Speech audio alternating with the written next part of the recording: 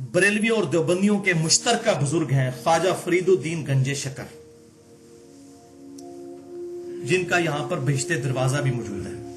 हालांकि हमें एक ही बहिश्ती जगह पता है, बुखारी और मुस्लिम में हदीस है कि मेरे घर से लेकर मेरे मिंबर तक जन्नत के टुकड़ों में से एक टुकड़ा है रियाजुल जन्नह। और इमाम बुखारी ने इस पर बाब बांधा है, रसूलुल्लाह की कब्र मुबारक से लेकर रसूलुल्लाह के मिंबर तक जन्नत का टुकड़ा है, क्योंकि अब वहां पर कब्र मुबारक है। तो इमाम बुखारी रहमतुल्लाह अलैह ने अपना विजन भी क्लियर कर दिया कि कब्र मुबारक भी जन्नत के टुकड़ों में से एक टुकड़े में है, आप सल्लल्लाहु अलैहि वसल्लम की रियाजुल जन्नह। तो एक पाकिस्तान में भी बहिश्ती दरवाजा है, जिसके बारे में कुछ मुसलमानों का यह अकीदा है कि वहां से जो कोई गुजर जाए तो वो जन्नती हो जाता है। हालांकि यह अकीदा रियाजुल जन्नह के बारे में भी किसी जगह रिपोर्ट नहीं हुआ जो वाकई जन्नत का टुकड़ा है। अच्छा, बहरहाल ये इनकी किताब है हश्त बहिश्त, जिसमें 8 बुजुर्ग जो चिश्ती सिलसिले के बुजुर्ग हैं उनके हालात जिंदगी जमा किए गए हैं। उसमें से एक फवायदुस सालिकीन है, सफा 19, और शब्बीर ब्रदर्स लाहौर की शाया शुदा है। शब्बीर ब्रदर्स जो है ये इस वक्त बरेलवी मकतबा फिक्र का सबसे बड़ा इदारा है जो किताबें छाप रहा है। दूसरे नंबर पर ज़ियाउल कुरान है, तीसरे पे फरीद बुक स्टॉल है। ये वो शाया करते हैं बरेलवी और देवबंदियों के मुश्तरका बुजुर्ग ख्वाजा फरीदुद्दीन गंजे शकर साहब की तरफ मंसूब, मतलब हमें तो कंफर्म नहीं, लेकिन चूंकि वो कह रहे हैं नहीं ये मार्फत की बात है, सही लिखी है। अब आ गई है वो क्रिटिकल बात जिसके मैं पिछले लेक्चर से हवाले देता आ रहा हूं। ख्वाजा कुतुबुद्दीन बख्तियार काकी साहब जो खलीफा थे ख्वाजा मोइनुद्दीन चिश्ती साहब के, एक दफा उनके पास एक शख्स आया और अर्ज किया कि मैं मुरीद होने आया हूं। तो ख्वाजा ने फरमाया जो कुछ हम कहेंगे करेगा, अगर ये शर्त मंजूर है तो मुरीद कर लूंगा। उसने कहा कि जो कुछ आप कहेंगे मैं वही करूंगा। उनको क्या पता था ये क्या करवाने लगे। तो ख्वाजा कुतुबुद्दीन बख्तियार काकी ने फरमाया कि तू कलमा इस तरह ही पढ़ता है ना, ला इलाहा इल्लल्लाह मुहम्मदुर रसूलुल्लाह। तो उसने कहा जी हां। तो फरमाया तू अब एक बार इस कलमे को यूं पढ़, ला इलाहा इल्लल्लाह चिश्ती रसूलुल्लाह वलियाज़ु बिल्लाह। चूंकि रासिखुल अकीदा था। ये कमेंट्स किसके आ रहे हैं? फरीदुद्दीन गंजे शकर साहब के। कहते हैं वो बड़ा पक्का अकीदे वाला था, क्योंकि फरीदुद्दीन गंजे शकर साहब खुद खलीफा है ख्वाजा कुतुबुद्दीन बख्तियार काकी के, जिन्होंने कलमा पढ़वाया। उसने फौरन पढ़ दिया। ख्वाजा साहब ने उससे बैत ली और बहुत कुछ खिलत और नेमत अता फरमाया और कहा मैंने फकत तेरा इम्तिहान लिया था। ये एंड पे ना वो ऐसी बात कर देते हैं, उठो मत बैठो, पता ही ना चले कि उठने का क्या है कि बैठने का। ये उठो मत बैठो। अच्छा, मैंने फकत तेरा इम्तिहान लिया था कि तुझको मुझसे किस कदर अकीदत है, वरना मेरा मकसद ये ना था कि तुझसे कलमा पढ़वाऊं। भाई मकसद है था या नहीं था? इसके बाद उन्होंने दूसरा कलमा को नहीं पढ़वाया, लिहाजा वो कुफर में ही मर गया।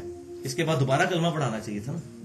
क्या सहाबा इकराम अलैहिम रिदवान मुसलमान करने के लिए ये कलमा पढ़वाते थे, ला इलाहा इल्लल्लाह अबू बकर रसूलुल्लाह? कभी नहीं। अगर सहाबा इकराम ने ये काम नहीं किया तो इन लोगों को किसने इजाजत दी है कि वो अपने नामों का कलमा पढ़वाकर इम्तिहान करें? इम्तिहान करने के तो और कई तरीके मौजूद हैं। यानी वो बेचारा बैत होने आया था, ईमान से भी जाता रहा। अब जरा सुन लीजिए वही का फैसला। सही बुखारी और मुस्लिम की मुत्तफकुन अलैह हदीस है।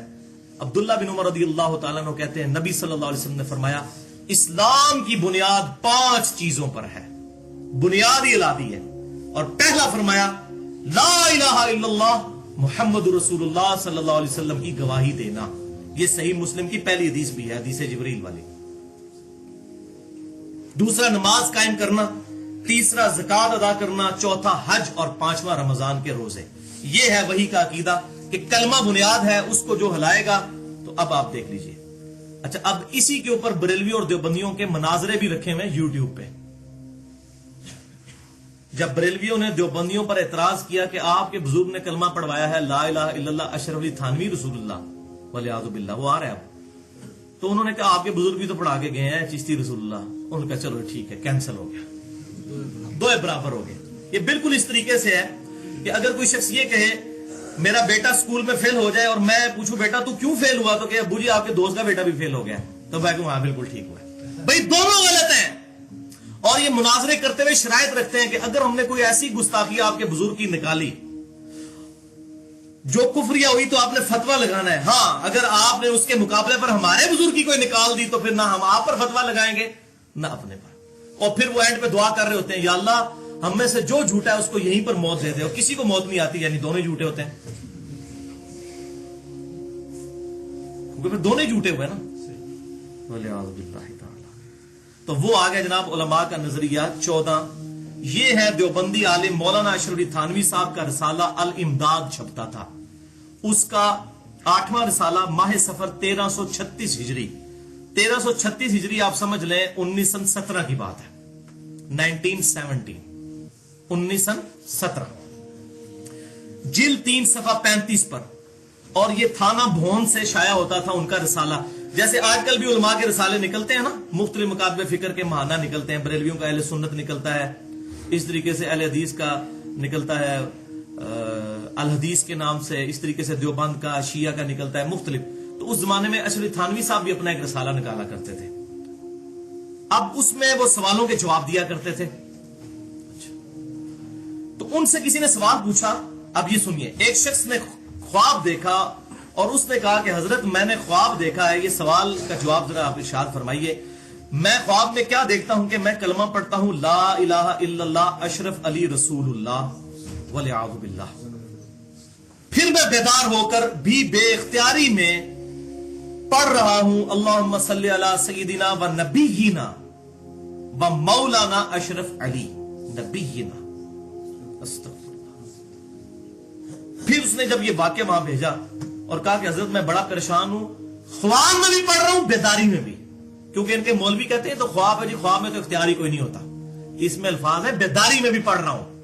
اچھا, اب آپ کو کوئی بندہ یہ خط بھیجے کہ جی حضرت میں نے خواب میں دیکھا ہے کہ میں آپ کے نام کا کلمہ پڑھ رہا ہوں اور بیداری میں بھی میری زبان پہ یہی کلمہ جاری ہے, تو آپ کو کیا کہنا چاہیے کہ بھائی توبہ کر, تیرے اوپر اتنا بڑا شیطان کا حملہ ہو چکا ہے کہ تو اتنا شیطان کے ہتھے چڑھ گیا کہ تیرا اپنا اختیار ہی ختم ہو گیا اور تو یہ کام کر رہا ہے.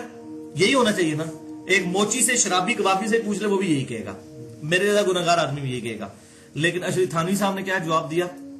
ان کا اس واقعے میں تسلی تھی کہ جس کی طرف تم رجوع کرتے ہو, یعنی تمہارا جو پیر, یعنی کہ میں خود, وہ اشرف تھانوی صاحب ان کا مرید تھا نا, وہ بعون ہی تعالی متبع سنت ہے, یعنی تمہارا پیر اللہ کی مدد سے سنت کا عامل ہے, اس لیے تمہیں یہ خواب دکھائی گئی ہے کہ تم اپنے پیر کے نام کا کلمہ پڑھ رہے ہو اور اس کو نبی مانتے ہوئے اس پر درود پڑھ رہے ہو. پریشانی کی کوئی مسئلہ نہیں ہے کہ اس میں تو تسلی میرے لیے ہو گئی ہے.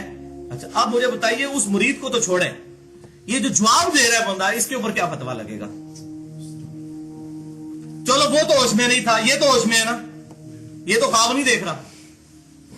تو یہ میں اس لیے بتا رہا ہوں کہ ہر طریقے سے بچانے کی کوشش کرتے ہیں, اور یہ نہ سمجھیے گا کہ وہ ان چیزوں کو مانتے نہیں, اس میں مناظرے کرتے ہیں پورے پورے. اللہ اکبر, استغفر اللہ. اب وہی کا فیصلہ سن لیجئے. یہ درود شریف اس نے پڑھا, کلمہ والا تو آپ پہلے سن چکے, بخاری اور مسلم کی بنیاد ہے. یہاں پھر میں نے درود شریف لگایا ہے, ان اللہ وملائکتہ یصلون علی النبی یا ایھا الذین آمنوا صلوا علیہ وسلموا تسلیما اللہم صلی علی محمد وعلی آل محمد کما صلیت علی ابراہیم وعلی آل ابراہیم انک حمید مجید اللہم بارک علی محمد وعلی آل محمد کما بارکت علی ابراہیم وعلی آل ابراہیم انک حمید مجید. سورۃ الاحزاب کی آیت نمبر 56 ہے اور بخاری اور مسلم کی متفق علیہ حدیث ہے. جب یہ آیت درود نازل ہوئی تو رسول اللہ نے ہمیں درود ابراہیمی سکھایا. لہذا وہ بدبخت علماء جو کہتے ہیں درود ابراہیمی ناقص ہے, ان کو توبہ کرنی چاہیے. یہ درود رسول اللہ نے سکھایا ہے. رسول اللہ صلی اللہ علیہ وسلم کو اس آیت کا ترجمہ آتا تھا, ان کی زبان عربی تھی کہ درود و سلام کے مقابلے پر کیا چیز سکھانی ہے, اس کے ضمن میں کیا بات سکھانی ہے. الحمدللہ.